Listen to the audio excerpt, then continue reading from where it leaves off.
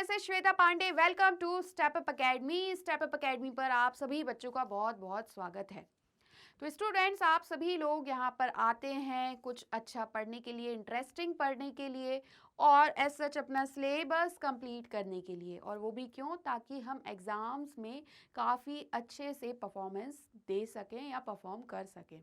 इन सारी चीज़ों की वजह से आप हम लोगों से जुड़े हुए हैं, है ना। और हमारा भी मेन मोटिव यही रहता है, हमारी मेहनत कोशिश यही रहती है कि आप लोगों को जो भी हम पढ़ाएं प्रोडक्टिव पढ़ाएं। प्रोडक्टिव का मतलब ये है कि आपने जो पढ़ा है, जितनी भी देर आप यहाँ पे पढ़ रहे हैं, तो सारी चीज़ें आपको बहुत अच्छे से समझ आ जाएं, आपके लिए इम्पॉर्टेंट हो एग्ज़ाम पॉइंट ऑफ व्यू से। ठीक है। बात अगर हम करते हैं कि उसके अलावा हम क्या क्या डिस्कस करते हैं, पूरा चैप्टर आप देख रहे हैं कि वन शॉट रिवीजन चल रहे हैं हर एक चैप्टर के। उसमें कुछ चीज़ें आपको ऐसी लगती होंगी कि ये इम्पॉर्टेंट नहीं है, बट आप लोग एज ए स्टूडेंट आपका फर्स्ट फोकस होना चाहिए कि हमें तो नॉलेज गेन करना है।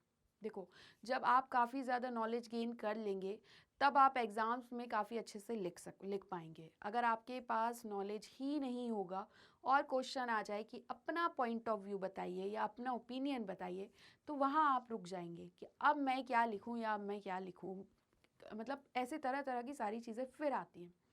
इसलिए फैक्ट याद करने के साथ साथ हर एक चीज़ को एनालिटिकल बेसिस पर भी समझो, ताकि आंसर लिखने में दिक्कत ना जाए। जैसा कि आप जानते हैं कि मैं आपको पॉलिटिकल साइंस पढ़ाती हूँ। ये एक थ्योरेटिकल सब्जेक्ट है, तो हमें थोड़ा सा बोरिंग लगता है, कभी कभी हमें सोच के लगता है हम क्या लिखें इसमें, एक्चुअल में हमें क्या पढ़ना चाहिए। देखो, एडवांटेज आप लोगों को बेटा ये है कि अगर आप लोगों ने कुछ भी नहीं पढ़ा है और आप रेगुलर बेसिस पर डेली आप करंट अफेयर्स अगर देखते रहते हैं, पढ़ते रहते हैं, तो भी आप बहुत अच्छे से हर एक क्वेश्चन का आंसर लिख देंगे। ठीक है। तो कहने का मतलब ये है कि ऐसी मेहनत ना करो कि पता चला आपने 15-16 घंटे तो पढ़ लिया, बट आपको जब लिखने की बारी आई तब आप कुछ नहीं लिख पाए, है ना। भले 3-4 घंटे पढ़ो, लेकिन टेंशन में मत पढ़ो, प्रेशर्स के साथ मत पढ़ो, आराम से पढ़ो। एक दिन में जो भी पढ़ो तो ऐसे पढ़ो कि मुझे नॉलेज गेन हो गया इस चीज़ का, इस बारे में अगर कोई भी चीज़, इस मैटर पर कोई डिबेट होता है, कोई क्वेश्चन आता है या मुझे किसी को बताना है इस मैटर से रिलेटेड, तो मैं बता पाऊँ। ये मोटिव होना चाहिए पढ़ाई का। अगर आप ऐसा सोचो कि ये चैप्टर है, पहला चैप्टर स्टार्ट किया और स्टार्ट कर दिया रीड करना, क्वेश्चंस देके रटना शुरू कर दिया, रटना या रट्टाफिकेशन बोलते हैं इसको, है ना। तो ये सारी चीज़ें नहीं करनी है, हमें हर एक चीज़ को समझना है। क्योंकि एज ए पॉलिटिकल साइंस की अगर हम सब्जेक्ट की बात करें, ह्यूमैनिटीज़ का हर एक सब्जेक्ट लॉन्ग टर्म के लिए आपके लिए यूज़फुल है। आपको आगे चल के कोई भी कॉम्पिटिटिव एग्ज़ाम्स देने हैं, जनरल अवेयरनेस में ये हर एक सब्जेक्ट पार्ट है सिलेबस का। ठीक है। इसलिए अच्छे से पढ़ो, ध्यान से पढ़ो। सिर्फ ये सोच के मत पढ़ो कि हमें 11th में पास होना है, हमें 12th में पास होना है इसलिए हम पढ़ रहे हैं, ऐसा कुछ नहीं है। हमें ये सारी चीज़ों के बारे में समझना है, जानना है। अच्छा, अब आप में से बहुत से बच्चे ऐसे होंगे जिन्हें आईएएस, आईपीएस ये सब बनना है ना। अल्टीमेटली यूपीएससी सिविल सर्विसेज के एग्ज़ाम्स देने हैं, स्टेट सिविल सर्विसेज देना है। ये सारे एग्ज़ाम्स में भी जिसे हम कहें कि सेंटर पॉइंट क्या है सिलेबस का, तो यही जनरल अवेयरनेस ही है। हर एक चीज़ आपको पता होनी चाहिए। ठीक है। अभी अंडरस्टैंडिंग इतनी है आप लोगों में कि आप हर एक चीज़ को समझ सकें। आप लोग प्रिपेयर्ड हो जाएंगे थोड़े टाइम बाद कॉम्पिटिटिव एग्ज़ाम्स के लिए। और आफ्टर 12th या 11-12th के बाद, ग्रेजुएशन के बाद आप एक ऑफिसर बन सकते हैं। ठीक है। तो इसी मकसद के साथ पढ़िए, ध्यान से सुनिए, हर एक चीज़ को समझिए, तो एग्ज़ाम की प्रिपरेशन के साथ साथ अपने आप को भी बिल्डअप कीजिए। तो आज के सेशन में हम क्या देखने जा रहे हैं, सबसे पहले तो देख लेते हैं। देखिए, आज का हमारा सेशन है क्लास 12th पॉलिटिकल साइंस के लिए। चैप्टर नंबर 4 है, that is parties and party system in India. हम ये पढ़ने वाले हैं, हम देखेंगे कि इंडिया में कैसे मतलब पार्टीज़ कैसी रही हैं, पार्टी सिस्टम कैसा रहा है इंडिया में। वन शॉट रिवीजन है, तो वन शॉट रिवीजन का मतलब ये है, ये चैप्टर को हम रिवाइज करने वाले हैं। हर एक चीज़ को आपको समझा के रिवाइज कराएंगे। ऐसा नहीं है कि रिवीजन कर रहे थे तो जल्दी जल्दी पढ़ा दिया और कह दिया कि ये तो आपको आता है, ये तो आपको आता है, ऐसा कुछ नहीं है। हर एक चीज़ को हम पढ़ेंगे, कोई भी चीज़ स्किप नहीं करेंगे। और इसी के साथ जैसा कि आपके न्यू सिलेबस के अकॉर्डिंग हम देखें तो दिया गया है one party dominance, multi party coalition, ये सारी चीज़ें दी गई हुई हैं। तो हम ये हर एक चीज़ को यहाँ एग्जाम्पल्स के साथ पढ़ने वाले हैं। आपका काम कितना है, बस ये है कि आपको ध्यान से सुनना है, एक कॉपी और पेन साथ में रखना है, और कहीं भी लगता है आपको ये इम्पॉर्टेंट है तो उसे लिख लेना है। इवन आपके पास जितने भी आपने देखे होंगे कि लगभग हमारे ऑलमोस्ट सारा ही जो पार्ट है सिलेबस का, थोड़ा सा अगर हम देख ले 20% तो 80% कंप्लीट हो चुका है। तो आपके पास हर एक चैप्टर के लिए 2 से 3 पेज होने चाहिए जिस पे आप इसके मेन टॉपिक लिख सकें या मेन इम्पॉर्टेंट पॉइंट्स लिख सकें, ऐसा कह सकते हैं। और जब एग्ज़ाम हो तो उन इम्पॉर्टेंट पॉइंट्स को फिर से आप लोग क्या करें, रिवाइज कर लें। ठीक है, तो स्टार्ट करेंगे और देखते हैं कि क्या है पार्टीज और पार्टी सिस्टम इन इंडिया। ये समझने के लिए सबसे पहले अगर हम बात करें तो इससे पहले हमने पढ़ा है चैलेंजेस ऑफ नेशन बिल्डिंग। तो उसमें हमें क्या सारी चीज़ें बताई गई थी कि कैसे नेशन बिल्डिंग के लिए काफ़ी सारे चैलेंजेस फेस करने पड़े। ठीक है, अब डिफ़िकल्ट सर्कमस्टेंसेस कौन से रहे हैं जिसमें इंडिपेंडेंट इंडिया बॉर्न हुआ है, ये हम इससे पहले वाले चैप्टर्स में जो हमने पढ़े हैं, इससे पहले के चैप्टर्स उसमें समझ सके हैं। Serious challenge of nation building भी हमने पढ़ा है, that confronted the country right in the beginning, जिसने कॉन्फ्रंट किया था कंट्री राइट को स्टार्टिंग में। ठीक है, देखो ये स्टार्टिंग ऐसी करके एक फ्रेमवर्क बनाते हैं कि हमें इतने इतने एरिया में रह के हर एक चीज़ को अब चैप्टर से रिलेट करके समझना है। ठीक है, फिर ऐसे सीरियस चैलेंजेस के साथ जो लीडर्स थे अदर कंट्रीज़ के ऑफ द वर्ल्ड में, उन्होंने क्या डिसाइड कर लिया कि हम डेमोक्रेसी तो बना ही नहीं सकते हैं, डेमोक्रेसी सेटअप करना हमारे लिए अफोर्डेबल नहीं है। ठीक है, क्लियर हुआ। Faced with such serious challenges, leaders in many other countries of the world decided that their country could not afford to have democracy. इनका कहना ये था कि जो नेशनल यूनिटी है वो हमारी फर्स्ट प्रायोरिटी है, और जो डेमोक्रेसी है वो अगर हम डेमोक्रेसी लेके इंट्रोड्यूस करते हैं, लेके आते हैं, तो डेमोक्रेसी के कारण डिफरेंसेस और कन्फ्लिक्ट्स हो जाएंगे हमारे नेशन में। इसलिए हम नेशनल यूनिटी पे ध्यान देंगे, ना कि डेमोक्रेसी पे, क्योंकि जो and that democracy will introduce differences and conflicts. Therefore बहुत सी कंट्रीज़ ने फ्रीडम गेन किया कॉलोनियलिज्म से, जिसने एक्सपीरियंस्ड किया non democratic rule. Therefore many of the countries that gain freedom from colonialism experienced non democratic rule. बहुत से forms देखे गए, जैसे कि nominal democracy, but effective control एक ही लीडर के पास रहता था। मतलब जो नॉमिनल डेमोक्रेसी है, ऐसा नहीं कह सकते कि स्ट्रॉन्ग है डेमोक्रेसी, पीपल्स का पार्टिसिपेशन पूरी तरीके से है, ऐसा कुछ नहीं होता था।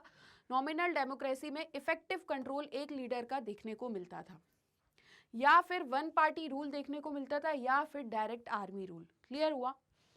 नॉन डेमोक्रेटिक रिजाइम्स जो रहे हैं, ऐसे शासन जहाँ पे डेमोक्रेसी नहीं रही है, हमेशा एक स्टार्ट करते थे प्रॉमिस के साथ, स्टार्टिंग करते थे शासन करना किस चीज़ से, कि ये प्रॉमिस करते थे कि हम डेमोक्रेसी रीस्टोर कर देंगे वेरी सून, बहुत जल्दी डेमोक्रेसी हम ले आएंगे। अभी हम नॉन डेमोक्रेटिक रिजाइम स्टार्ट कर रहे हैं और बहुत जल्दी डेमोक्रेटिक रिजाइम हो जाएगा।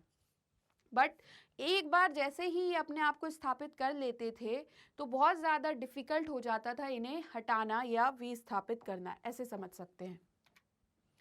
इंडिया में अगर कंडीशंस की बात करें तो वो इतनी ज़्यादा डिफरेंट नहीं थी, लेकिन जो लीडर्स रहे हैं न्यूली इंडिपेंडेंट इंडिया के, उन्होंने डिसाइड किया कि to take the more difficult path, सबसे ज़्यादा डिफ़िकल्ट पाथ चुना इन्होंने। Any other path would have been surprising, for our freedom struggle was deeply committed to the idea of democracy. Any other path surprising हो सकता था, but हमारे freedom struggle की अगर हम बात करें तो वो डीपली कमिटेड थे किस चीज़ के लिए, आइडिया ऑफ डेमोक्रेसी के लिए। मतलब ऐसा नहीं था कि जैसे हम अदर कंट्रीज़ का एग्जांपल देख रहे हैं कि अभी हम नॉन डेमोक्रेटिक रिजाइम स्थापित कर देते हैं, फिर वेरी सुनर हम क्या करेंगे, डेमोक्रेसी लेके आ जाएंगे। हमारे फ्रीडम स्ट्रगल डीपली कमिटेड थे कि आइडिया ऑफ डेमोक्रेसी जो हमने रखा है वही हम इस्टेब्लिश करेंगे। हमारे जो लीडर्स थे वो कॉन्शियस थे क्रिटिकल रोल जो था पॉलिटिक्स का in any democracy, our leaders were conscious of the critical role of politics in any democracy. लेकिन उन्होंने यहाँ पे पॉलिटिक्स को प्रॉब्लम नहीं समझा, ठीक है, उन्होंने ये नहीं कहा कि जो पॉलिटिक्स है वो प्रॉब्लम है, उन्होंने उसे way of solving the problems की तरह देखा कि पॉलिटिक्स जो प्रॉब्लम्स चल रही हैं उन्हें सॉल्व करने का एक तरीका है।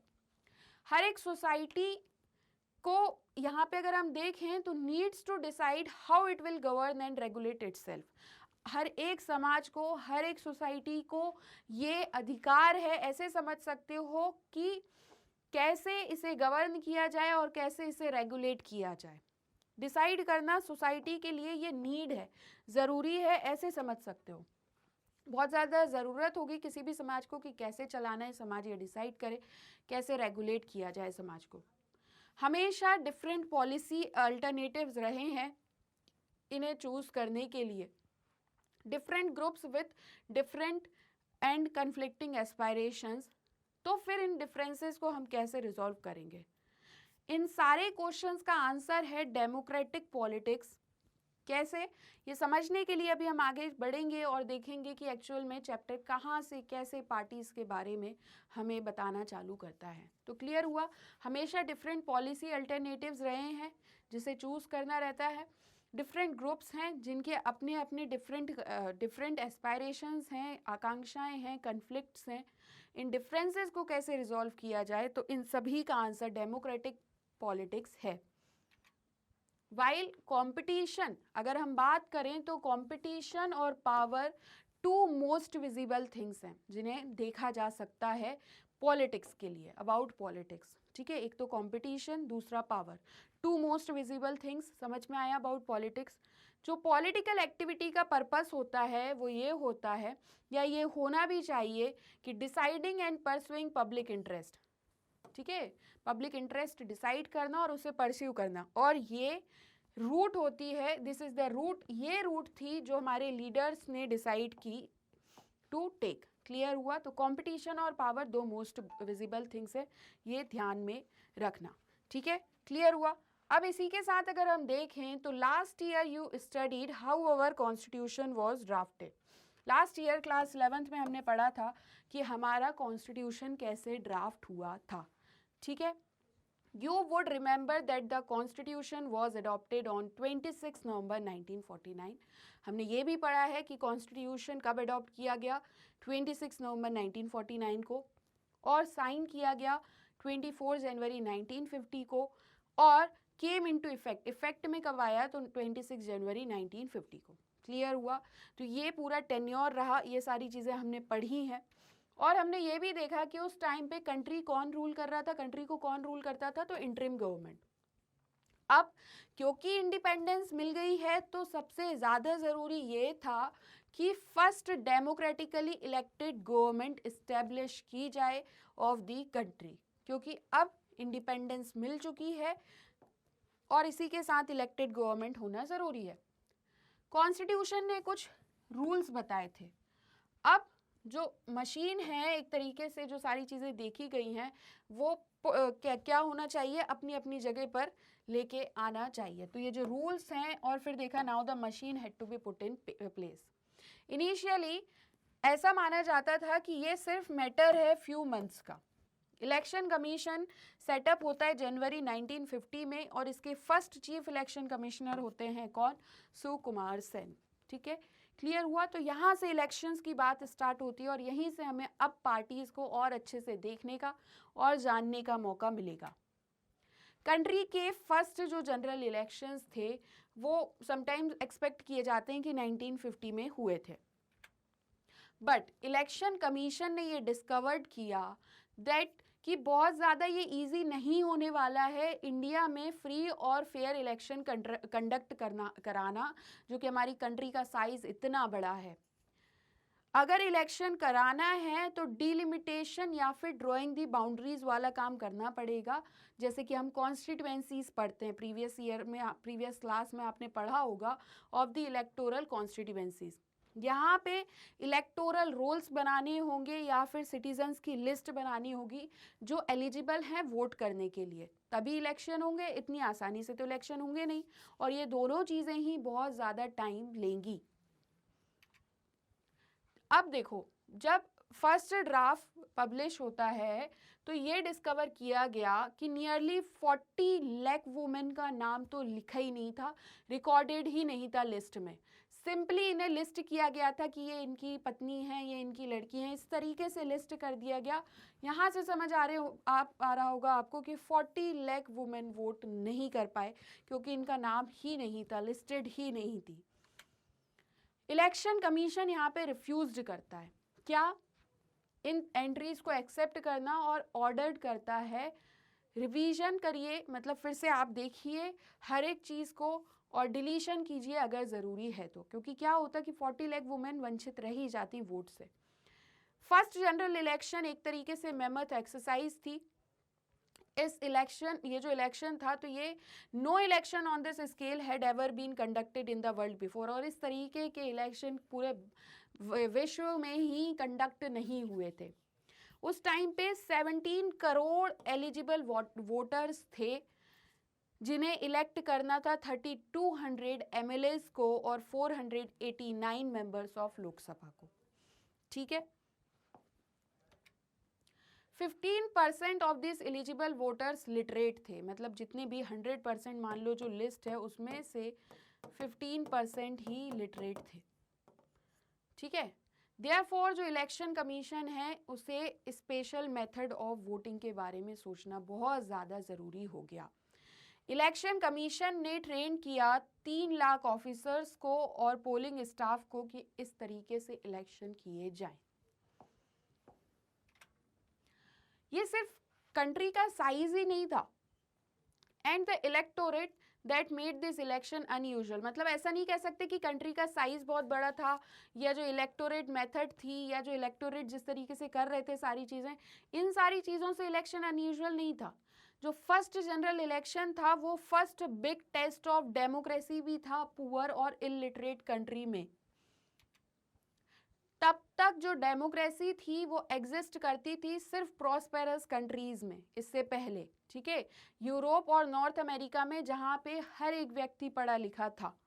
बट अगर हम यूरोप की बात करें तो यूरोप में काफ़ी सारी कंट्रीज़ में मतलब यूरोप में इतने लिटरेसी होने के बाद भी काफ़ी सारी कंट्रीज़ में वुमेन को राइट नहीं दिया गया था, वोटिंग राइट्स नहीं दिया गया था। ठीक है, इस कॉन्टेक्स्ट में जो इंडियाज़ एक्सपेरिमेंट रहा है यूनिवर्सल एडल्ट फ्रेंचाइजी का, वो बहुत ज़्यादा बोल्ड और रिस्की नज़र आ रहा था। अब जो इंडियन एडिटर रहे हैं उन्होंने इसको क्या कहा, the biggest Gamble in history. Organiser magazine, एक यहाँ पे इन्होंने लिखा, एक मैगजीन ने क्या लिखा, wrote that Jawaharlal Nehru would live to confess the failure of universal adult franchise in India. कुछ इस तरीके से ये इलेक्शंस के बारे में कहा गया। ब्रिटिश मेंबर जो थे इंडियन सिविल सर्विस के, उन्होंने क्लेम किया कि जो फ्यूचर है और जो मोर एनलाइटेंड एज है वो क्या व्यू करेंगे, with astonishment the absurd farce of recording the votes of millions of illiterate people. तो ये कुछ इस तरीके के स्टेटमेंट्स हैं जिन्हें हम यूज़ कर सकते हैं अपने आंसर राइटिंग के टाइम पर। Elections had to be postponed, election postpone करने पड़े 2 बार, और फाइनली कब हेल्ड हुए, अक्टूबर 1951 से फरवरी 1952 तक। बट ये जो इलेक्शन था इसे रेफर्ड किया गया 1952 एज द 1952 इलेक्शन, क्योंकि जो most of the parts of the countries थी उन्होंने वोट किया था जनवरी 1952 तक, या जनवरी 1952 में भी इलेक्ट किया। 6 मंथ लगे थे कैंपेनिंग के लिए, पोलिंग के लिए, और फिर काउंटिंग टू बी कंप्लीटेड। ठीक है, इलेक्शंस कॉम्पिटिटिव थे, on an average more than 4 candidates थे हर एक सीट से। मान लो टोटल जितनी भी सीट थी तो उसमें से एक सीट पर 4 मेंबर्स या 4 कैंडिडेट्स थे। पार्टिसिपेशन का लेवल जो था वो एनकरेजिंग था। कैसे? More than half of the eligible voters turn out to vote on the day of elections. ऐसे समझो जो लेवल ऑफ पार्टीशन था वो एनकरेजिंग। कैसे हम समझ रहे हैं, more than half of the eligible voters क्या करते हैं, टर्न आउट होते हैं to vote on the day of elections. अब जब रिजल्ट्स डिक्लेयर किए गए तो यहाँ पे ये एक्सेप्ट किया गया fair even by the leaders, even by the losers, leaders नहीं, लूजर्स के द्वारा भी इसे कैसा एक्सेप्ट किया गया as fair even by the losers. Indian experiment को यहाँ पे रॉन्ग प्रूव किया गया, had proved the critics wrong. Indian experiment ने प्रूव किया क्रिटिक्स को रॉन्ग।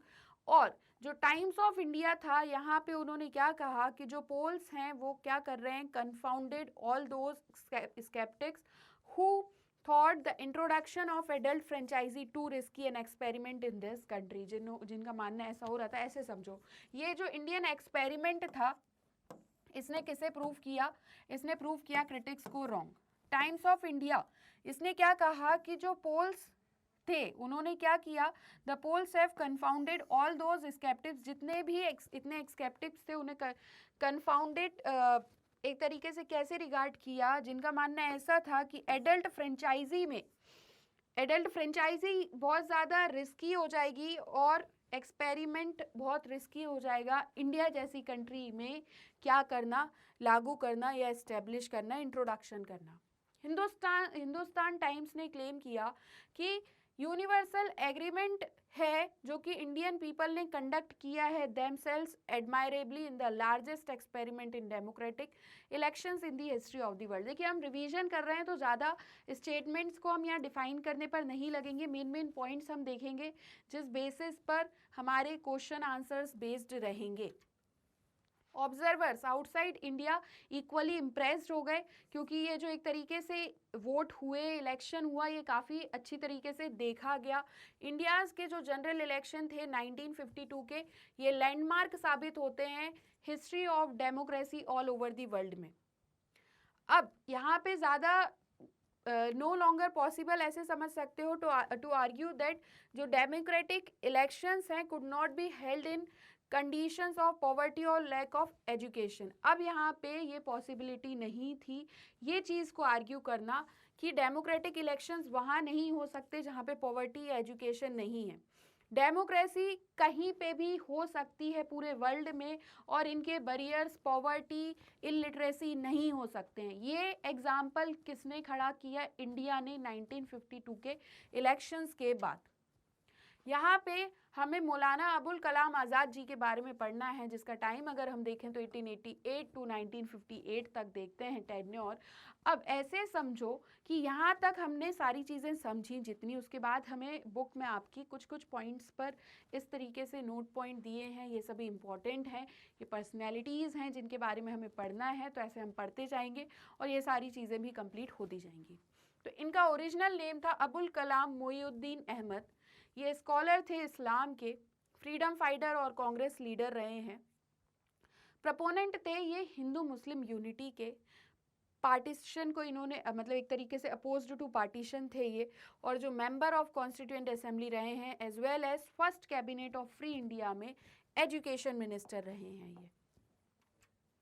अब नेक्स्ट हमारी हेडिंग है यहाँ पर Congress dominance in the first 3 general elections. यहाँ से हमें समझ में आएगा एरा ऑफ 1 पार्टी डोमिनेंस कैसा रहा है, ठीक है।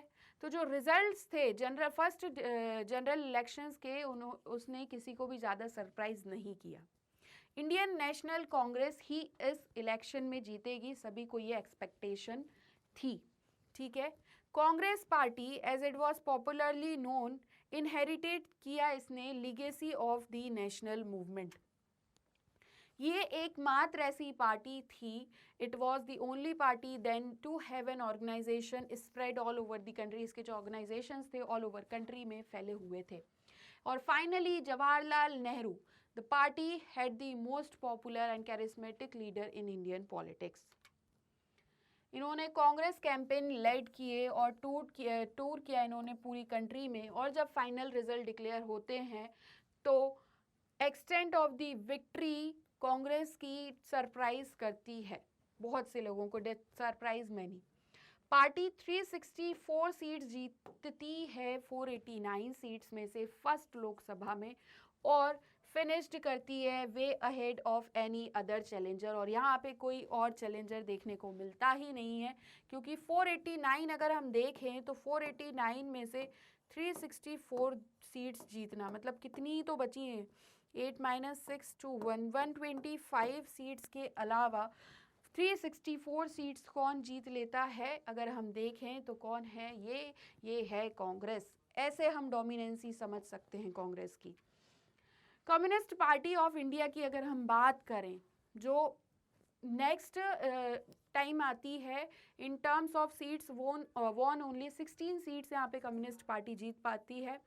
स्टेट इलेक्शंस हेल्ड होते हैं लोकसभा इलेक्शंस के ही साथ, और जो कांग्रेस है ये यहाँ पे भी बहुत बड़ी सीट्स के साथ आती है स्टेट इलेक्शंस में। मेजॉरिटी ऑफ सीट्स अगर हम देखें तो त्रावणकोर, कोचीन, केरला वाला पार्ट, मद्रास एंड ओडिशा को छोड़कर बाकी सब जगह मेजॉरिटी ऑफ सीट्स हमें देखने को मिलती है। ये जितना भी आप येलो पार्टीशन देख रहे हैं ये पूरा का पूरा किसका है, कांग्रेस का है।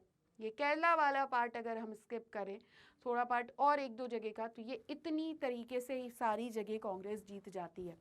फाइनली इन स्टेट्स में कांग्रेस गवर्नमेंट बनाती है। अब पार्टी रूल हो जाता है पूरी कंट्री पर, नेशनल और स्टेट लेवल दोनों पर। एज एक्सपेक्टेड पता ही था सभी को, और ऐसा ही हुआ कि जवाहरलाल नेहरू जी को प्राइम मिनिस्टर बनाया जाता है फर्स्ट जनरल इलेक्शन के बाद। अगर ये जो हमने ये मैप देखा यहाँ पे, इस मैप के बारे में बात कर रहे हैं आपके बारे में, ऐसे कि look at the electoral map on the previous page would give you a sense of the dominance. यहाँ से हम समझ सकते हैं कि 1952 से 1962 तक या इवन 1967 तक किस तरीके से डोमिनेंसी रही है कांग्रेस की। ठीक है, सेकेंड और थर्ड इलेक्शन कब होते हैं, 1957 और 1962 में। तो यहाँ पे रिस्पेक्टिवली हम देखें तो कांग्रेस सेम पोजीशन लाती है लोकसभा में, 3/4 ऑफ द सीट्स जीतकर कांग्रेस यहाँ पे कितनी सीट्स जीत जाती है, 3/4 of the seats. None of the opposition party, एक भी अपोजिशन पार्टी जीत ही नहीं पाती है। Even 1/10 of the number of seats यहाँ पर भी कौन जीत जाता है, कांग्रेस जीतती है। स्टेट असेंबली इलेक्शंस में कांग्रेस को मेजॉरिटी नहीं मिलती है कुछ केसेस में।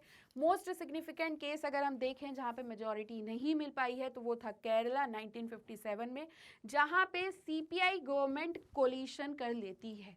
ठीक है, ये सारे टर्म्स हमने क्लास 11th में पढ़े हुए हैं। अगर आप लोग को फिर से समझना है, वैसे तो आप लोग 12th पढ़ रहे हैं, तो एक बार वो सारे जो लेक्चर्स मैंने दिए हुए हैं, सेशंस प्रोवाइड किए हैं, आप देख सकते हैं। ठीक है, अपार्ट फ्रॉम एक्सेप्शंस के अलावा लाइक दिस कांग्रेस ने कंट्रोल किया नेशनल और ऑल दी स्टेट गवर्नमेंट्स। जो एक्सटेंट ऑफ द विक्ट्री थी कांग्रेस की वो आर्टिफिशियली बूस्ट होती है by our electoral system.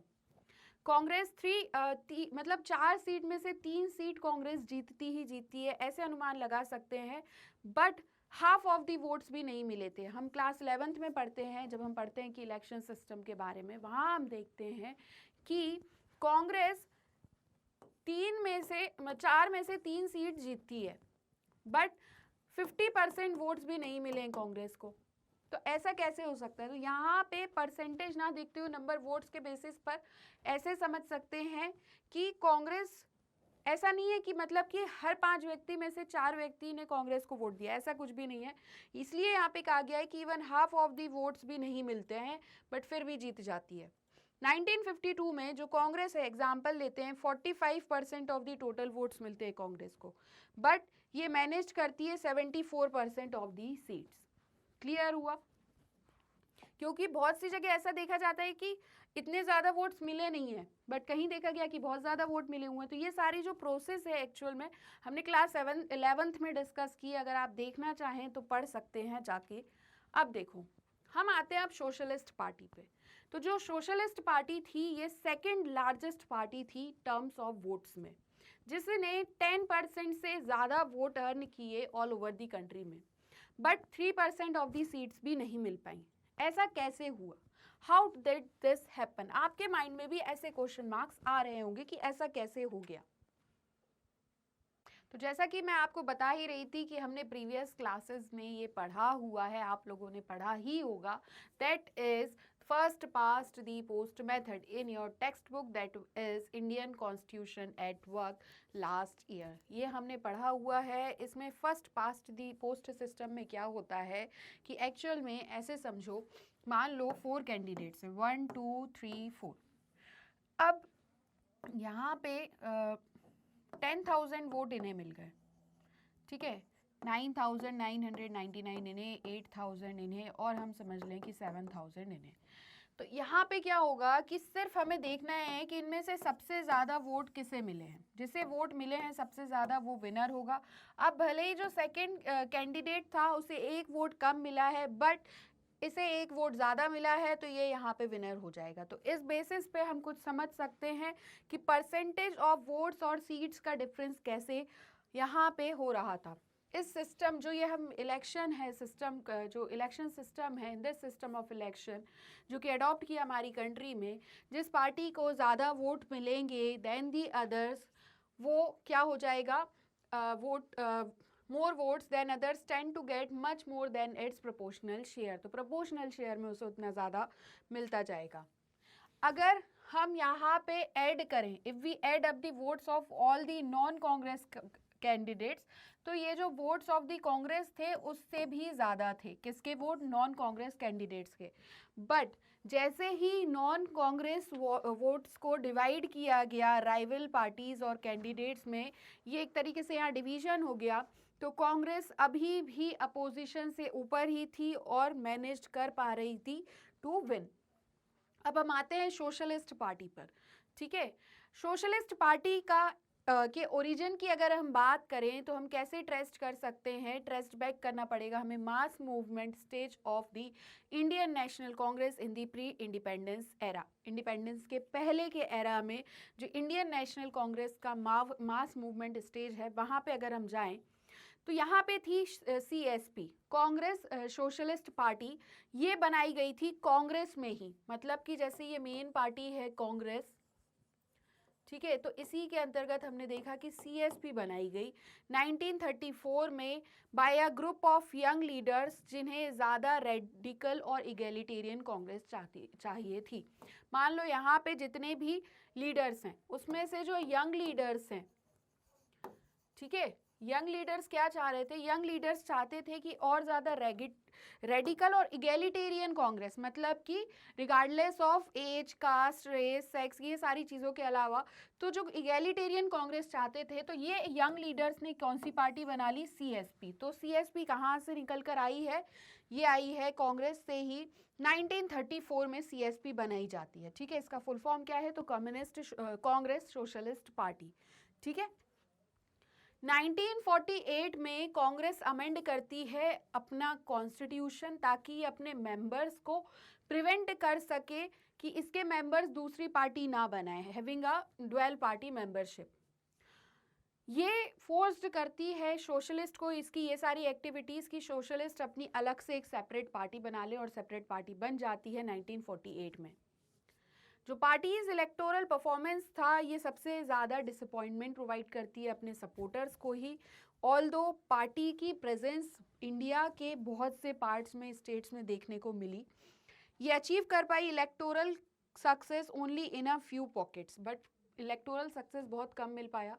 Socialist ऐसा बिलीव करते थे कि जो आइडियोलॉजी है डेमोक्रेटिक सोशलिज्म की, जो डिस्टिंग्विश करती है उनको from the Congress as well as from the communist, यहाँ पे ये क्रिटिसाइज करते थे कि जो कांग्रेस है for favouring capitalist and landlords and for ignoring the workers and peasants. ऐसे समझो अगर हम आइडियोलॉजी की इनकी बात करें, ठीक है, सोशलिस्ट पार्टी की, तो ये जो आइडियोलॉजी है डेमोक्रेटिक सोशलिज्म की, इसमें ये इनको अलग करती थी कांग्रेस से भी और कम्युनिस्ट से भी. क्यों? क्योंकि ये कौन सी पार्टी थी? एक तरीके से सोशलिज्म ही है, हम यहाँ पे देख रहे हैं डेमोक्रेटिक सोशलिज्म. ये क्रिटिसाइज क्या कर रही थी इनकी आइडियोलॉजी, कि जो कांग्रेस है वो कैपिटलिस्ट और लैंडलॉर्ड्स को ही फेवर कर रही है, और एक तरीके से जो वर्कर्स या पीजेंट्स क्लास हैं इन्हें इग्नोर कर रही है. यहाँ तक समझ में आया कैसे इमरजेंस हुआ सोशलिस्ट पार्टी का और क्या आइडियोलॉजी थी, क्या अपोज किया इसने कांग्रेस में. बट जो सोशलिस्ट थे, उन्होंने डायलेमा फेस किया. कब? जब 1955 में कांग्रेस डिक्लेयर करती है अपना गोल, अब कांग्रेस ने यहाँ पे समझदारी दिखाई और कांग्रेस भी अपना गोल लेके आ गई, क्या? Socialist pattern of society. Clear हुआ? 10। अब यहाँ पे डिफिकल्ट हो गया सोशलिस्ट के लिए कि वो अपने आप को इफेक्टिव अल्टरनेटिव बताएं टू द कांग्रेस। अब दोनों ही किस आइडियोलॉजी पर आ गई? सोशलिस्ट तो थी ही डेमोक्रेटिक सोशलिज्म पर, और कांग्रेस ने 1955 में सोशलिस्ट पैटर्न ऑफ सोसाइटी की ही बात कर दी। कुछ उसमें से कौन लेड कर रहा था? राम मनोहर लोहिया। इन्होंने इंक्रीज किया अपना डिस्टेंस फ्रॉम और criticism of the Congress party से। सम अदर्स लाइक अगर हम अशोक मेहता की बात करें तो इन्होंने भी एडवोकेट किया limited cooperation with the Congress.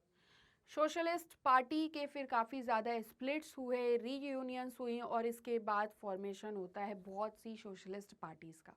अब एक पार्टी से हट के सोशलिस्ट पार्टी बना ली, अब इनमें भी कुछ कन्फ्लिक्ट्स आए, सारी चीज़ें हुई तो और भी सोशलिस्ट पार्टीज़ बन गई। इसमें सबसे पहले तो बनी किसान मजदूर प्रजा पार्टी, द प्रजा सोशलिस्ट पार्टी, संयुक्त सोशलिस्ट पार्टी, कुछ इस तरीके की पार्टीज़ का यहाँ पे फॉर्मेशन होता है। जयप्रकाश नारायण, अच्युत पटवर्धन, अशोक मेहता, आचार्य नरेंद्र देव, राम मनोहर लोहिया एंड SM जोशी, ये यहाँ पे पॉइंट नहीं है, ये सब लीडर्स थे सोशलिस्ट पार्टी के। ये जितनी भी पार्टीज की हम बात कर रहे हैं, कंटेम्प्रेरी इंडिया में बहुत सी पार्टीज जो थी, जैसे कि समाजवादी पार्टी, राष्ट्रीय जनता दल, यूनाइटेड जनता दल, सेक्युलर, ये सब, इन सब का ओरिजिन कौन सी पार्टी से हुआ है? सोशलिस्ट पार्टी से ही हुआ है। ये पार्टीज का नाम याद जरूर रखना। अब यहाँ पे हमने जो अभी लीडर्स पढ़े हैं तो उनके बारे में भी पढ़ते हैं, जैसे कि आचार्य नरेंद्र देव के बारे में हम पढ़ें, जो कि 1889 से 1956 तक रहे हैं। तो फ्रीडम फाइटर रहे हैं, ये फाउंडिंग प्रेसिडेंट थे कांग्रेस सोशलिस्ट पार्टी के। जेल्ड सेवरल टाइम्स, बहुत टाइम इन्हें जेल भी जाना पड़ा फ्रीडम मूवमेंट में। और उसी के बाद अगर हम बात करें तो ये एक्टिव थे पीजेंट्स मूवमेंट में। स्कॉलर रहे हैं ये बुद्धिज्म के। इंडिपेंडेंस के बाद ये लीडर रहे हैं सोशलिस्ट पार्टी के, और फिर उसके बाद अभी आ जाते हैं प्रजा सोशलिस्ट पार्टी में। अब इसके बाद हम पढ़ेंगे नेचर ऑफ कांग्रेस डोमिनेंस। क्या नेचर रहा है, कैसे नेचर रहा है, कैसा नेचर रहा है कांग्रेस डोमिनेंस का। तो इंडिया ही एकमात्र ऐसी कंट्री नहीं है जिसने dominance of one party experienced किया है। अगर हम वर्ल्ड में देखें तो हम ये देखते हैं कि बहुत से अदर एग्जाम्पल्स हैं जिसमें वन पार्टी डोमिनेंस देखने को मिला है, बट क्रूशियल डिफरेंस था यहाँ पे अदर कंट्रीज के डोमिनेंसी का और इंडिया ने जो एक्सपीरियंस किया है। रेस्ट ऑफ द केसेस में जो डोमिनेंस था वन पार्टी का वो इंश्योर्ड किया गया था बाय कॉम्प्रोमाइजिंग डेमोक्रेसी से कॉम्प्रोमाइज करके डोमिनेंस ऑफ वन पार्टी हुआ। चाइना, क्यूबा, सीरिया की अगर हम बात करें तो इनके कॉन्स्टिट्यूशन परमिट करते हैं सिर्फ सिंगल पार्टी जो कंट्री को रूल करेगी। म्यांमार, बेलारूस, इजिप्ट, इरिट्रिया, ये इफेक्टिवली वन पार्टी स्टेट्स हैं लीगल और मिलिट्री मेजर्स की वजह से। Until a few years ago, Mexico, south Korea, Taiwan, ये भी effectively one party dominant states रहे हैं। अब क्वेश्चन ये आता है कि क्या चीज अलग बनाती है dominance of Congress in India from all these cases जो हमने डेमोक्रेटिक कंडीशंस में देखे। अभी जितने भी हमने अदर कंट्रीज के एग्जांपल देखे, उन सभी के एग्जांपल्स इंडिया में जो डोमिनेंस रहा है कांग्रेस पार्टी का वो कैसे डिफ्रेंशिएट करता है। बहुत सी पार्टीज ने इलेक्शंस कॉन्टेस्ट किए, कैसी कंडीशन में? फ्री और फेयर इलेक्शंस में। और अभी भी कांग्रेस जो थी वो इलेक्शंस जीत रही थी आफ्टर इलेक्शन। ऐसे समझो many parties contested elections in conditions of free and fair elections and yet the Congress managed to win election after election. मतलब ऐसा कुछ नहीं था कि अनफेयर कुछ हो रहा है। फ्री और फेयर इलेक्शंस जो एक एग्जाम्पल खड़ा करता है इंडिया, ये सब देखने के बाद भी देखा जा रहा था कि इतनी पार्टीज कॉन्टेस्ट करती थी बट स्टिल कांग्रेस ही जीत रही थी। ये सिमिलर किस चीज के अगर हम इक्वल देखें तो जो डोमिनेंस रहा है अफ्रीकन नेशनल कांग्रेस का, जिसने साउथ अफ्रीका में इंजॉय किया dominancy after the end of apartheid. अगर एक्स्ट्रा ऑर्डिनरी सक्सेस जो कांग्रेस पार्टी को मिल रही थी उसकी रूट्स कहाँ से आ रही थी, तो हमें कहाँ वापस जाना पड़ेगा? फ्रीडम स्ट्रगल के टाइम पर, legacy of the freedom struggle. Congress inheritor मानी जाती है नेशनल मूवमेंट की। सारे नेशनल मूवमेंट का जन्म कहाँ से हो रहा था, मतलब कहाँ से निकल के आ रहे थे, एक तरीके से यही पार्टीज से। और फिर हम देख रहे थे Congress was seen as inheritor of the national movement. बहुत से लीडर्स जो फोरफ्रंट पे थे स्ट्रगल के, जो सामना कर रहे थे, that struggle were now contesting elections as Congress candidates. जो स्ट्रगल के टाइम पर लीडर्स थे वही यहाँ पे इलेक्शंस में भी खड़े होके कॉन्टेस्ट कर रहे थे एज कांग्रेस कैंडिडेट्स। ठीक है, तो ये इस तरीके से इनके इलेक्शंस चल रहे थे। यहाँ तक कहाँ तक आए हम? ठीक है, अब देखो, कांग्रेस ऑलरेडी एक वेल ऑर्गेनाइज्ड पार्टी थी और टाइम के साथ साथ अदर पार्टीज भी स्ट्रेटेजीज के बारे में सोचने लगी, even think of a strategy. ठीक है, कांग्रेस ऑलरेडी स्टार्ट कर देती है अपने कैंपेन को। इनफैक्ट बहुत सी पार्टी सिर्फ इंडिपेंडेंस के टाइम पे या उसके बाद बनी है। कांग्रेस अगर हम देखें तो उससे पहले ही रही है, इंडिपेंडेंस से पहले। इसलिए कांग्रेस को क्या कहा गया, दस the Congress had the first of the blocks advantage. ये एडवांटेज कांग्रेस को यहाँ पे मिल रहा था। By the time of independence जो पार्टी है वो अक्रॉस द लेंथ और ब्रेथ ऑफ द कंट्री तक ही इंक्रीज नहीं हुई है, जैसा कि हमने मैप में देखा था, बट एक ऑर्गेनाइजेशनल लेवल, लोकल लेवल तक भी चला गया था कांग्रेस का। ठीक है, network down to the local level. Most importantly Congress still recently एक nation was still recently a national movement. Its nature was all inclusive, इसका नेचर ऑल इंक्लूसिव था। ये सारे फैक्टर्स कंट्रीब्यूट करते हैं dominance of the Congress party को। तो अभी जब हमने अभी इतने फैक्टर्स पढ़े हैं, अब क्वेश्चन आ जाए तो गलत मत लिख के आना, कांग्रेस के बारे में हम काफ़ी कुछ समझ चुके हैं। ठीक है, अब यहाँ पे हमें बाबा साहेब भीमराव रामजी अंबेडकर जी के बारे में देखना है, पढ़ना है। 1891 टू 1956 तक ये रहे हैं। ये लीडर थे एंटी कास्ट मूवमेंट के। इन्होंने दलित्स को न्याय दिलाने के लिए स्ट्रगल किया। स्कॉलर और इंटेलेक्चुअल रहे हैं। इंडिपेंडेंट लेबर पार्टी जो थी उसके फाउंडर रहे हैं। उसके बाद इन्होंने शेड्यूल्ड कास्ट फेडरेशन को भी फाउंड किया।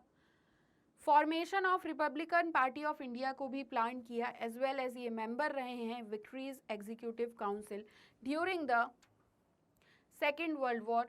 फिर ये चेयरमैन रहे हैं drafting committee of the constitution assembly के। मिनिस्टर रहे हैं ये नेहरू जी की फर्स्ट कैबिनेट में मिनिस्टर रहे हैं आफ्टर इंडिपेंडेंस। ये रिज़ाइन कर देते हैं 1951 में, क्योंकि हिंदू कोड बिल पे इनका डिफरेंसेस आता है।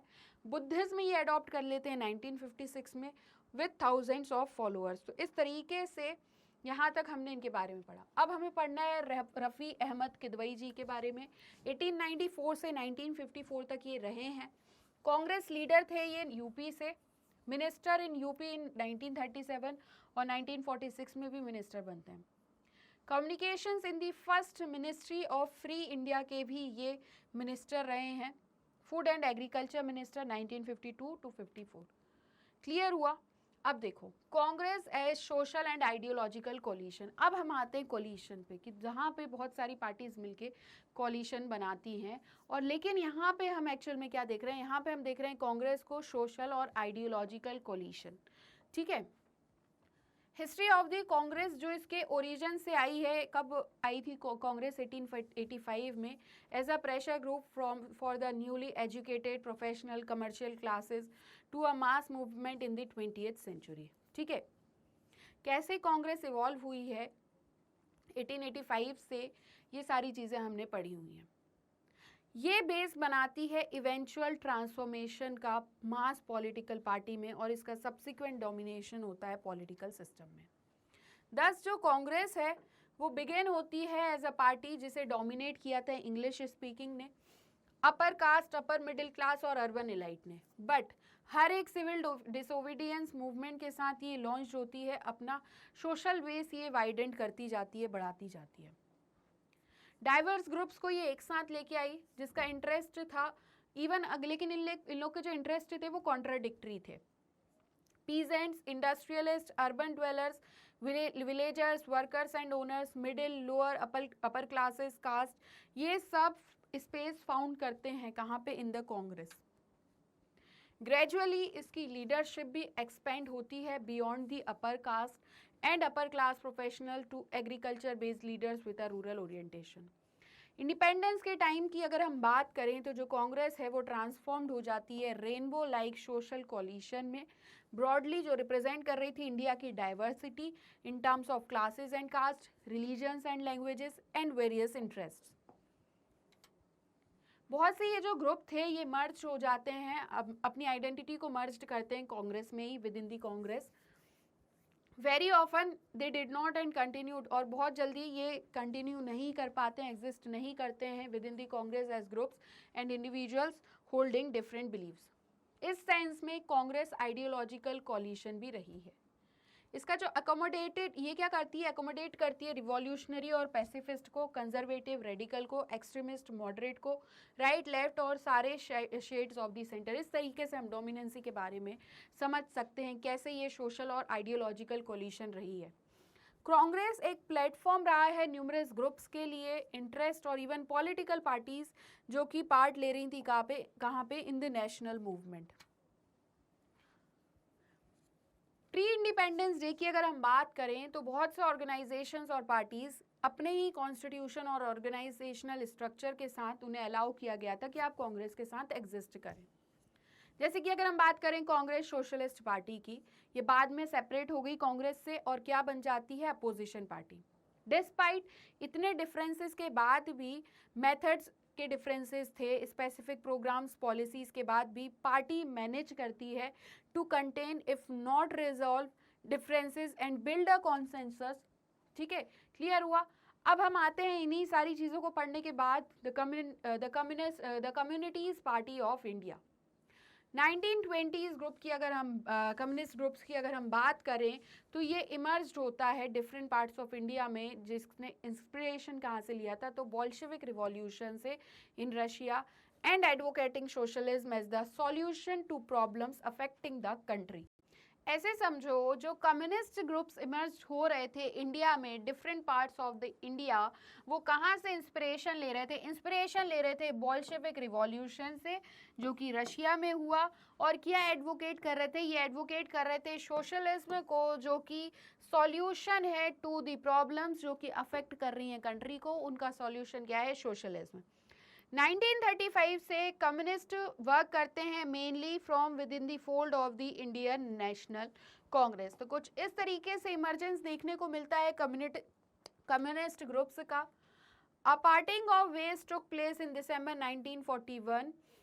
जो पार्टिंग ऑफ वेज है वो कब तरीके जो हम देख रहे हैं यहाँ पे, ये कब होता है, दिसंबर 91 में, जब कम्युनिस्ट डिसाइड करते हैं कि हम ब्रिटिश को सपोर्ट करेंगे उनके वॉर में अगेंस्ट नाजी जर्मनी। ऐसे समझो कि एक तरफ ब्रिटिश है, ठीक है, और एक तरफ जर्मनी।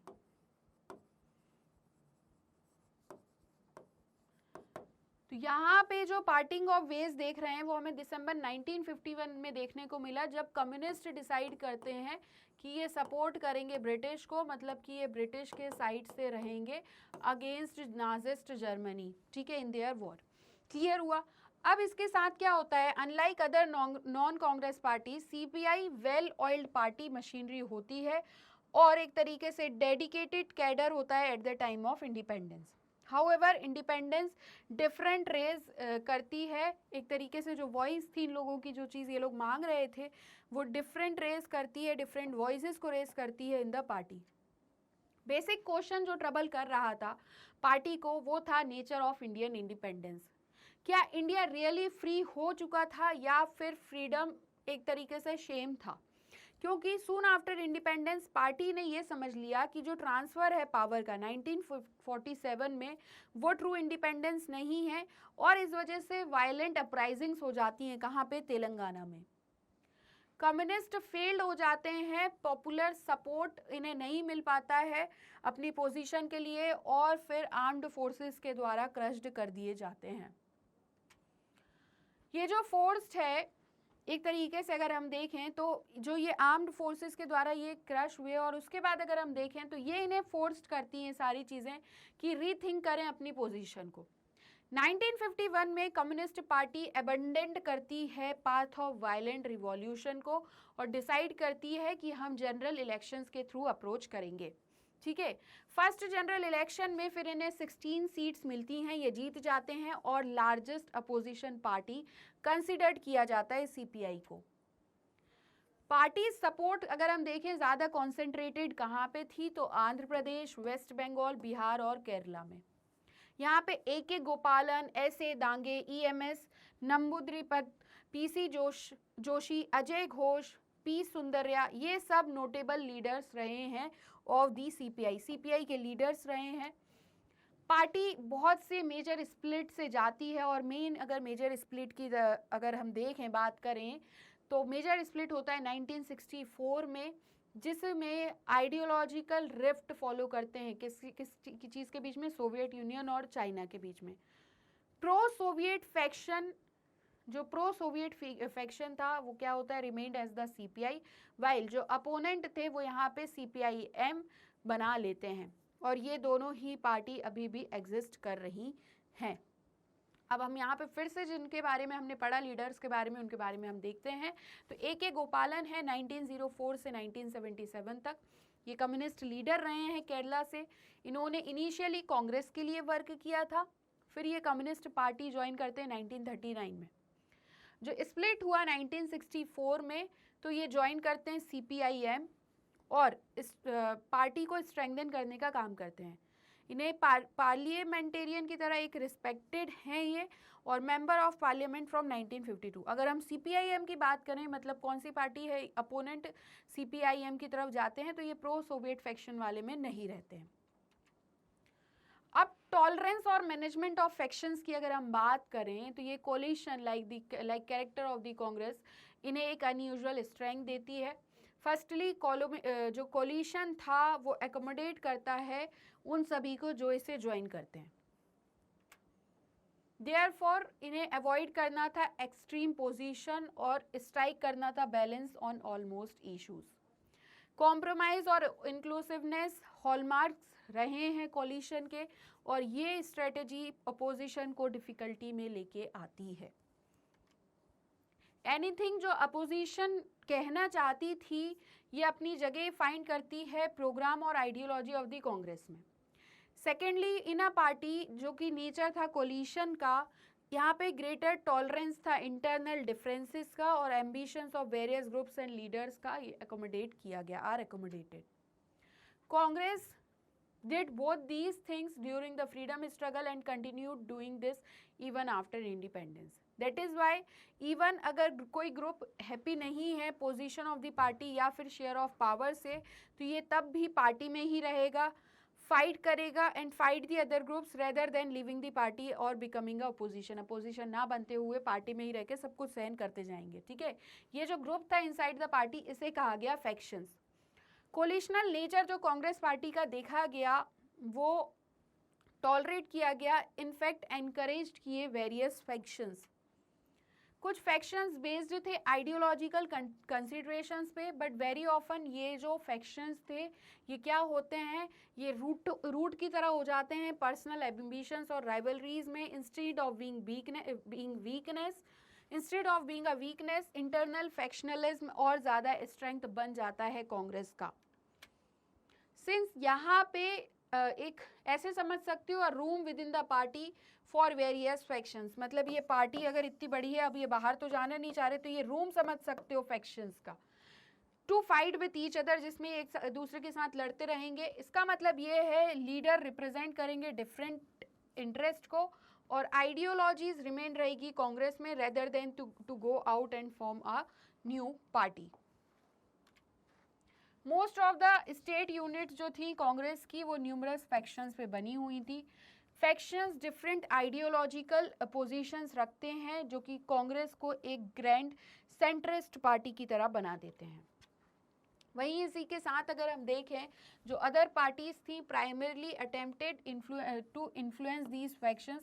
अब अदर पार्टी क्या कर रही थी कि ये जो फैक्शंस थे कांग्रेस में इन्हें इन्फ्लुएंस कर रही थी और देयर बाय इनडायरेक्टली इन्फ्लुएंस कर रही थी पॉलिसी और डिसीजंस जो कि मार्जिन से बन रहे थे। they were far removed from the actual exercise of authority. They were not alternative to the ruling party, ये अल्टरनेटिव नहीं थे रूलिंग पार्टी के, इंस्टेड ये कॉन्स्टेंटली प्रेशराइज्ड कर रहे थे और क्रिटिसाइज्ड कर रहे थे, सेंसर्ड और इन्फ्लुएंस कर रहे थे कांग्रेस को। जो सिस्टम ऑफ फैक्शंस की जो हम बात कर रहे हैं, ये फंक्शन करता है as a balancing mechanism within the ruling party. Political competition की अगर हम बात करें तो ये कांग्रेस में आ जाता है। इस सेंस में जो फर्स्ट डिकेड था इलेक्टोरल कंपटीशन का, कांग्रेस रूलिंग पार्टी की तरह भी एक्ट कर रही थी और अपोजिशन की तरह भी एक्ट कर रही थी। इसलिए ये जो पीरियड था इंडियन पॉलिटिक्स का, इसे कांग्रेस सिस्टम डिस्क्राइब किया जाता है। अब हम आ जाते हैं भारतीय जनसंघ पे। कुछ पार्टीज जो हमें पढ़नी है तो उसमें से एक है भारतीय जनसंघ। इनका फॉर्मेशन, इस पार्टी का फॉर्मेशन हुआ 1951 में। श्यामा प्रसाद मुखर्जी इसके, ये जो जी श्यामा प्रसाद मुखर्जी जी थे, ये फाउंडर रहे हैं एज इट्स प्रेसिडेंट्स। और its lineage however we can be traced back to the Rashtriya Swayam Sevak Sangh, RSS पर हम जाएंगे अगर इसके हम बारे में जानना चाहते हैं तो। और Hindu Mahasabha before independence, independence से पहले। जनसंघ डिफरेंट था अदर पार्टीज से इन टर्म्स ऑफ आइडियोलॉजी और प्रोग्राम्स। इसने एम्फेसाइज किया idea of one country one culture one nation, और ये मानते थे कि कंट्री मॉडर्न बन सकती है, प्रोग्रेसिव और strong on the basis of Indian culture and traditions. तो कुछ इस तरीके की इनकी आइडियोलॉजी थी। पार्टी ने रीयूनियन ऑफ इंडिया कॉल्ड किया और पाकिस्तान इन अखंड भारत, अखंड भारत की जो बात करते हैं तो reunion of India and Pakistan की बात कही गई है इन अखंड Bharat. Party in forefront of the agitation, सब एजिटेशन में फोर फ्रंट पे खड़ी हुई थी। पार्टी की रिप्लेस करें इंग्लिश को हिंदी से as the official language of India, और अपोज्ड किया इन्होंने granting of consensus to religious and cultural minorities. Party consistent advocate of India रही है, जिसमें क्या था, डेवलपिंग न्यूक्लियर वेपन्स, स्पेशली जब चाइना ने कैरिड आउट किया था एटॉमिक टेस्ट इन 1964। 1950s में Jansangh margins of the electoral politics पे रहती है और यहाँ पे सिक्योर कर पाती है सिर्फ 3 लोकसभा सीट 1952 इलेक्शंस में और 4 seats in 1957 general elections to Lok Sabha. कुछ इस तरीके से इनकी परफॉर्मेंस देखने को मिलती है। अर्ली ईयर्स में इनको सपोर्ट आता है mainly urban areas in the Hindi speaking states से, लाइक राजस्थान, मध्य प्रदेश, दिल्ली एंड उत्तर प्रदेश। जो पार्टी के लीडर्स थे उनमें कौन कौन थे, तो श्यामा प्रसाद मुखर्जी, दीनदयाल उपाध्याय एंड बलराज माधोक। भारतीय जनता पार्टी अपने रूट्स कहाँ से लेके आती है, अगर हम बात करें बीजेपी की, तो ये भारतीय जनसंघ से ही निकल के आई है। और भारतीय जनसंघ हमने RSS और हिंदू, यहाँ पे जो हम देख रहे थे, एक मिनट, राष्ट्रीय स्वयंसेवक संघ और हिंदू महासभा से हम इसको ट्रेस्ट कर सकते हैं। अब हम आते हैं दीनदयाल उपाध्याय जी पर। 1916 टू 1968 ये फुल टाइम RSS वर्कर रहे हैं, RRR नहीं है तो मूवी है, ये RSS वर्कर रहे हैं 1942 से। फाउंडर मेंबर रहे हैं भारतीय जनसंघ के, जनरल सेक्रेटरी और लेटर ये प्रेसिडेंट रहे भारतीय जनसंघ के। इन्हीं ने कॉन्सेप्ट ऑफ इंटीग्रल ह्यूमनिज्म का कॉन्सेप्ट इनिशिएट किया है। अब हम यहाँ देखेंगे कि कैसे इमरजेंस हुआ अपोजिशन पार्टीज का। जैसा कि हमने नोट किया कि ये सिर्फ इंडिया ही नहीं था जिसमें it is not that India did not have opposition parties during this period. ऐसे समझो, as we have noted above, it is not that India did not have opposition parties during this period. While results of the elections की अगर हम बात करें तो यहाँ पे हम मैनी पार्टीज देखते हैं other than Congress. Even then India में लार्जर नंबर ऑफ डाइवर्स और वाइब्रेंट अपोजिशन पार्टीज थी than many other multi party democracies. कुछ यहाँ पे मतलब फर्स्ट जनरल इलेक्शन से पहले ही बन गई थी 1952 के, और कुछ पार्टीज इंपॉर्टेंट रोल प्ले करती हैं पॉलिटिक्स ऑफ द कंट्री में इन दी 60s एंड 70s के अगर हम टाइम की बात करें। जो रूट्स थी almost all the non Congress parties की, ये हम ट्रेस्ड कर सकते हैं जो कि अपोजिशन पार्टीज़ रही हैं 1950s में। ये सभी अपोजिशन पार्टी सक्सीड होती हैं gaining only a token representation in the Lok Sabha and state assemblies during this period, yet their जो प्रेजेंस था उनका ये क्रूशियल रोल प्ले करता है democratic character of the system को मेंटेन करने में, yet their presence played a crucial role in maintaining the democratic character of the system. ये पार्टी ऑफर्ड करती हैं सस्टेन्ड और often principal criticism of the policies और प्रैक्टिसेस जो भी थी कांग्रेस पार्टी को, ये रूलिंग पार्टी को अंडर चेक में रखती हैं और ऑफन चेंज कर देती हैं बैलेंस ऑफ पावर को with in the Congress. Democratic political alternative हमेशा जीवित रहे, इस चीज़ को ध्यान में रखते हुए ये पार्टीज को प्रिवेंट किया जाता है रिसेंटमेंट से with the system from turning anti democratic. Anti democratic इसलिए नहीं बना सकते हैं। ये पार्टी ग्रूम्ड करती है लीडर्स को जो क्रूशियल रोल प्ले करते हैं हमारी कंट्री को शेप देने के लिए। अर्ली ईयर्स में बहुत सी म्यूचुअल रिस्पेक्ट रही है between the leaders of the Congress and those of the opposition.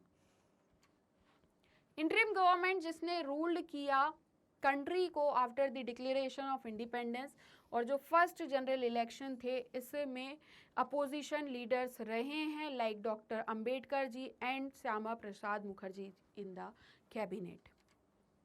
Jawaharlal Nehru काफ़ी टाइम रेफर्ड करते थे अपनी fondness for the socialist party और सोशलिस्ट लीडर्स को भी इन्होंने इनवाइट किया जैसे जयप्रकाश नारायण जी को कि आप हमारी गवर्नमेंट को ज्वाइन कर लीजिए। ये जो पर्सनल रिलेशनशिप थी और जो रिस्पेक्ट थी पॉलिटिकल एडवर्सरीज के बाद ये सारी चीज़ें डिक्लाइंड होती हैं after the party competition grew more intense. Thus ये जो फर्स्ट फेज रहा है डेमोक्रेटिक पॉलिटिक्स का हमारी कंट्री में वो क्वाइट यूनिक था, वॉज क्वाइट यूनिक। जो इंक्लूसिव कैरेक्टर रहा है नेशनल मूवमेंट का जिसे लेड किया है बाय द कांग्रेस, ये इनेबल्ड करता है to attract different sections groups और इंटरेस्ट अट्रैक्ट हों और इसे एक ब्रॉड बेस्ड सोशल और आइडियोलॉजिकल कोलिशन हम बना सकें।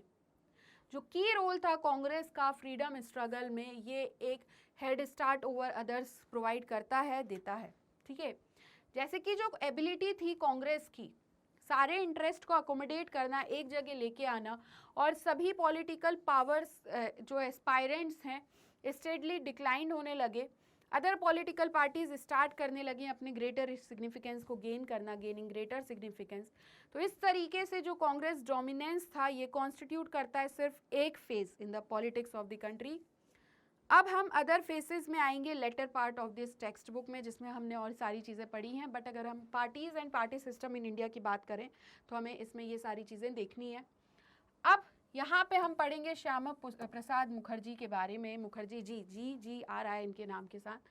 ये हिंदू महासभा के लीडर रहे हैं, भारतीय जनसंघ के फाउंडर रहे हैं, नेहरू जी की फर्स्ट कैबिनेट में ये मिनिस्टर थे। इंडिपेंडेंस के बाद 1950 में ये रिज़ाइन करते हैं क्योंकि इनका रिलेशंस विद पाकिस्तान पर डिफरेंसेस काफ़ी रहा है। मेंबर ऑफ कॉन्स्टिट्यूएंट असेंबली थे फर्स्ट लोकसभा में, oppose to India's policy of member of constituent assembly और उसके बाद द फर्स्ट लोकसभा अपोज किया जाता है to policy of autonomy to Jammu and Kashmir. Arrest किया जाता है इन्हें जनसंघ एजिटेशन के टाइम पे अगेंस्ट कश्मीर पॉलिसी और ये डिटेंशन के टाइम पर इनकी मृत्यु हो जाती है। अब हम आ जाते हैं स्वतंत्र पार्टी पर। स्वतंत्र पार्टी का फॉर्मेशन हुआ अगस्त 1959 में। कब? After the Nagpur resolution of the Congress. Nagpur resolution था कांग्रेस का, उसके बाद स्वतंत्र पार्टी का फॉर्मेशन होता है 1959 में। अब ये रिजोल्यूशन की अगर हम बात करें तो ये क्यों किया गया था? For land ceilings, take over of food grain trade by the state and adoption of cooperative farming के वजह से। और मतलब वजह से नहीं, ऐसे समझ सकते हो कि रिजोल्यूशन क्यों कॉल्ड किया गया, तो लैंड सीलिंग्स के लिए, take over of food grain trade by the state और एडॉप्शन ऑफ कोऑपरेटिव फार्मिंग के लिए। पार्टी की अगर हम बात करें तो ओल्ड कांग्रेस मैन ही इनके लीडर्स होते हैं लाइक सी राजगोपालाचारी, के.एम. मुंशी, एन.जी. रंगा and Meenu Masani. Party stood out from the others in terms of its position on economic issues। Economic issues की पोजीशन की अगर हम बात करें तो इस बेसिस पर कुछ अलग खड़ी होती है पार्टी फ्रॉम दी अदर्स। स्वतंत्र पार्टी चाहती थी कि government less and less involve हो कंट्रोलिंग दी, एक तरीके से in controlling the government The स्वतंत्र party wanted the government to be less and less involved in controlling the economy. इसका मानना ऐसा था कि जो prosperity है ये सिर्फ individual freedom से ही आएगी. It was critical of the development strategy की ये critical थी of state intervention in the economy, centralized planning, nationalization और public sector. Instead ये favor करती थी free private sector का expansion किया जाए, expansion of a free private sector. स्वतंत्र party ceilings in agriculture land ceilings in agriculture के against थी और अपोज कर रही थी कोऑपरेटिव फार्मिंग और स्टेट ट्रेडिंग को. इसने प्रोग्रेसिव टैक्स रिजाइम को भी एक तरीके से देखें तो it was also oppose to the progressive tax regime और डिमांड किया dismantling of the licensing regime. It was critical of the policy of non-alignment and maintaining friendly relations with the Soviet Union and advocated closer ties with the United States. स्वतंत्र party अपना जो strength था वो कहाँ से gain कर रही थी, वो different parts of the country by way of merger के through with numerous regional parties और इंटरेस्ट. इसने अट्रैक्ट किया लैंडलॉर्ड्स को, प्रिंसेस को, जो चाहते थे कि वो प्रोटेक्ट कर सकें अपनी लैंड और स्टेटस को, दैट वाज बीइंग, जो कि थ्रेटेंड हो रही थी लैंड रिफॉर्म्स लेजिस्लेशन से. इंडस्ट्रियलिस्ट और बिजनेस क्लास जो नेशनलाइजेशन के अगेंस्ट में थे और लाइसेंसिंग पॉलिसीज के, इन्होंने भी सपोर्ट किया किसे, इस पार्टी को, क्योंकि ऑब्वियस है जहां जिसको अपना भला दिखेगा वो उसी जगह सपोर्ट करने लगेगा. इसकी वजह से अगर हम देखें तो ये नैरो सोशल बेस और lack of a dedicated cadre of a party members ये अलाउ नहीं कर रहा था to build a strong organisational network. तो क्लियर हुआ यहाँ तक. तो हमने सारी पार्टीज लगभग जितनी भी थी और पार्टी सिस्टम इन इंडिया कैसा रहा है इनके बारे में पढ़ लिया है. हर एक चीज़ आपको समझ आ गई होगी. इसी के साथ ये चैप्टर खत्म होता है. वन शॉट रिवीजन हो चुका है. अभी भी कुछ डाउट रह गए हैं तो कमेंट सेक्शन आप लोगों के लिए ही है. कमेंट सेक्शन में आप पूछ लीजिएगा जो भी डाउट आपको रह गए हैं. ठीक है, मेन जो इंपॉर्टेंट चीज़ें हैं वो हमने डिस्कस कर ली हैं. क्वेश्चन आंसर्स कैसे लिखना है आपको समझ आ गया होगा कि पढ़ के कि हाँ ऐसे पॉइंट ऑफ व्यू बनाते हैं. अगर आप देखना चाहते हैं तो हमारे लाइव सेशंस भी आ रहे हैं. इसी में आपके सारे चैप्टर्स के question answers previous year questions ये भी कवर होते जाएंगे. तो हर एक चीज़ का सॉल्यूशन कहाँ पर है, स्टेप अप एकेडमी पर. आपने इससे पहले की वीडियोस देखे होंगे तो आपको समझ आ गया होगा कि हमारा कोर्स कितनी बेहतरीन तरीके से कवर हो रहा है, कंप्लीट हो रहा है. जिसने नहीं देखा है तो वो जाके ज़रूर देख लें. और इससे ज़्यादा वीडियोस देखना चाहते हैं तो आप हमारी वेबसाइट पर भी विजिट कर सकते हैं. और अगर आज का सेशन आपको अच्छा लगा है, आई होप आपको सेशन अच्छा लगा होगा. चैप्टर कंप्लीट हो जाता है तो किसे बुरा लगता है. ठीक है, तो आप हमारे चैनल स्टेप अप एकेडमी को please like share and subscribe करना बिल्कुल भी ना भूलें. Thank you.